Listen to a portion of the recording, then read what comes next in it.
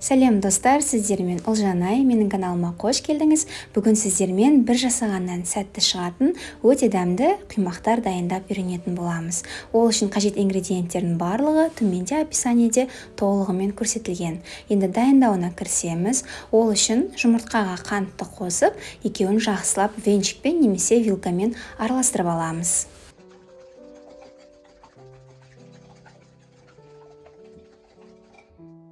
Қант толық ерігеннен кейін оған ванильный сахар қоссаңыз болады. Ол өзіңіздің қалауыңызша. Оны қоспай қойсаңыз да болады. Және де шым-шым тұз қосып, тағы да барлығын жақсылап араластырамыз.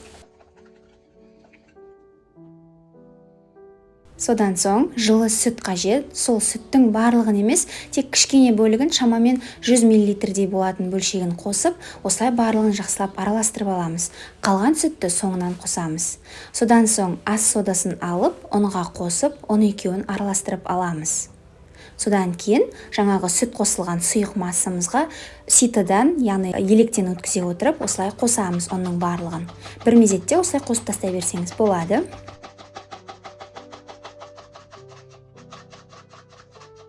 Түйіршіксіз болуы үшін електен өткізу маңызды. Барлығын міне бір қостым, және де жақсылап тұрып араластырамыз. Түйіршіксіз массаға айналғанға дейін араластыруымыз қажет. Достар, сіздерге айта кеткім келеді, менің инстаграм парақшама да тіркелуді ұмытпаңыз. Ол жақта да өте қызықты, және де осы YouTube каналыма тіркеліп, уведомление қосып қоюды ұмытпаңыз. Әлі көп рецепттермен бөлісетін боламын. Неке массамыз дайын болды. Көріп тұрғаныңызда ешқандай да түйіршік жоқ. Осылай сүттің жартысын, яғни шамалы бөлігін ғана қосып, онымен араластырып алу, ол осы құймақтардың түйіршіксіз болуына, яғни массаның сұйық болуына жақсы әсер етеді. Сол себепті дәл осылай жасауға кеңес беремін. Содан кейін қалған жылы сүтті қосамыз да, барлығын жақсылап тұрып, біркелкі массаға, яғни сұйық массаға айналғанға дейін араластырып алуымыз қажет. Неке дайын болды. Қараңыздар, барлығы біркелкі өте сұйық массаға айналды. Содан соң оған 2 ас қасық сұйық майды қосып, яғни күнбағыс майын тағы да бір араластырып аламыз.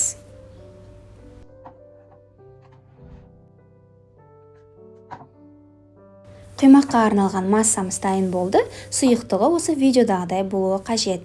Енді оларды пісіруге кірісеміз. Ол үшін осы арнайы табаны алып қыздырамыз. Қызғаннан кейін оған шамалы ғана щеткамен күнбағыс майын жағамыз. Және де мінекей жарты ожаудай болатын ғана көлемде жаңағы біздің құймаққа арналған массадан аламыз да, табаға осылай орналастырып, оны қолымызбен осылай барлық жеріне жеткізу арқылы дөңгелетіп шығамыз. Және де оны орташа баяу отта екі жағынан қызарғанша пісіруіміз қажет.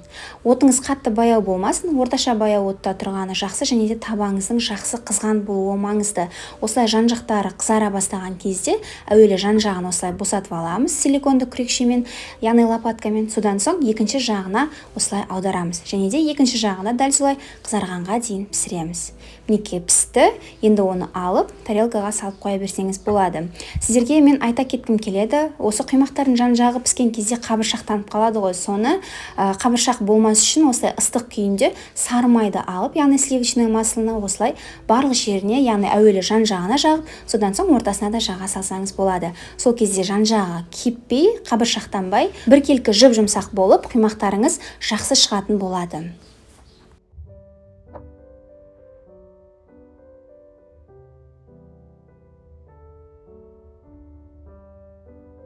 Дәл осылай барлық құймақтарды пісіріп аламыз. Бірінші жаңағыдай жарты ожау көлемінде массаны құямыз. Одан кейін ол қызара бастаған кезде екінші жағын аударып, дәл солай екінші жағында пісіреміз. Айтқанымдай, қалауыңызша олардың жан-жағына сары май жағып отырсаңыз болады, ол құймақтардың жұмсақтығы үшін. Неке менің құймақтарым дайын болды. Осы рецептпен жасасаңыз, шамамен 20-ға жуық құймақтар шығады.